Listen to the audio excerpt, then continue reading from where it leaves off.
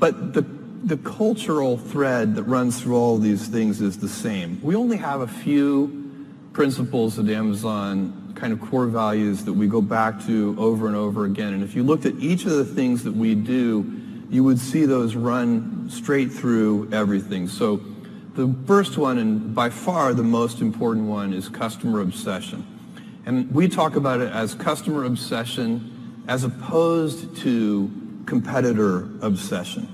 And I have seen over and over again companies talk about that they're customer focused, but really when I pay close attention to them, I believe they are competitor focused.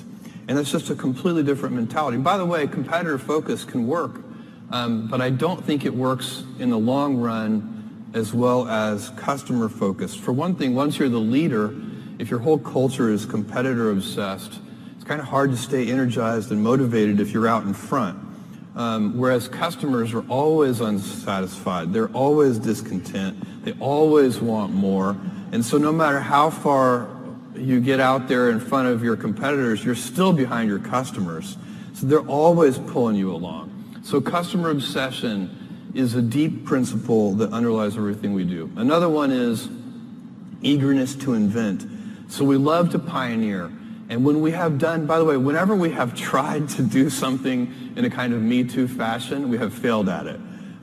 We need to have something that is differentiated, unique, something that customers are going to like, that we're kind of leading with. So that's another element that works for us. And then another one is long-term thinking. We are willing to take some time and be patient with our business initiatives, and that runs through everything. So a lot of our competitors might have 2 to 3 year kind of time frames, and we might have more of a 5 to 7 year sort of time frame. And then the last one, operational excellence. So literally, how do you have high standards around, identifying defects, fixing defects at the root, all of those kinds of things that lead to what I think also can be in a simpler way just stated as professionalism, that you want to do things right just for the sake of doing them right. So let's talk about that with another, I guess this is a corollary. Now that you have about 600,000 employees, I calculated you're adding about 250 people a day. You've mentioned that you're trying to fend off day 2. Yeah. And you've said that day 2 is stasis, followed by irrelevance, followed by excruciatingly painful decline, followed by death. That is why it is always day 1. Yeah. How's that work? Well, so day 1, this is a phrase that we use at Amazon all the time. I've been using it in my first annual shareholder letter from 20 years ago. And we say it's always day 1. And it needs to be day 1 for the reason that you just mentioned.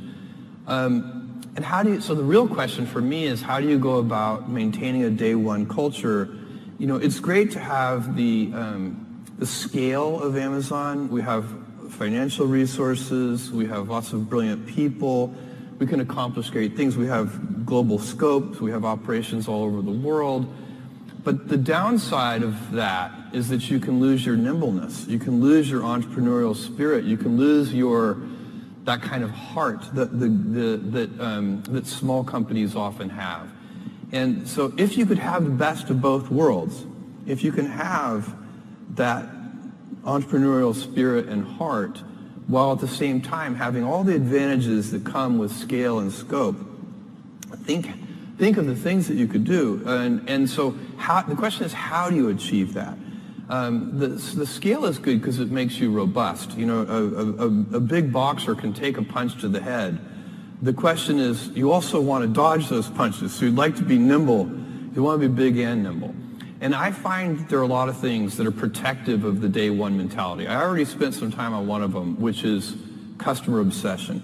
I think that's the most important thing. If you can, and it gets harder as you get bigger. When you're a little tiny company, say you're a 10-person startup company, every single person in the company is focused on the customer. When you get to be a bigger company, you've got middle managers, and you've got all these layers, and those people aren't on the front lines. They're not interacting with customers every day.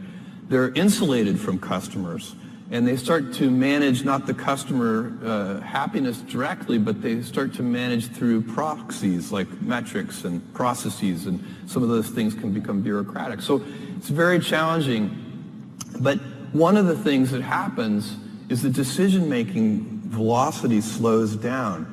And I think one of the reasons that happens is that people, all say junior executives inside the big company, start to model all decisions as if they are heavyweight, irreversible, highly consequential decisions. And so even two-way doors, you make a decision, it's the wrong decision, you can just back through the door and try again. Even those reversible decisions start to be made with heavyweight processes. And so you can teach people that these pitfalls and traps, and then teach them to avoid those traps. And that's what we're trying to do at Amazon, so that we can maintain our inventiveness and our heart and our kind of small company spirit, even as we have the scale and scope of a larger company. So 600,000 people.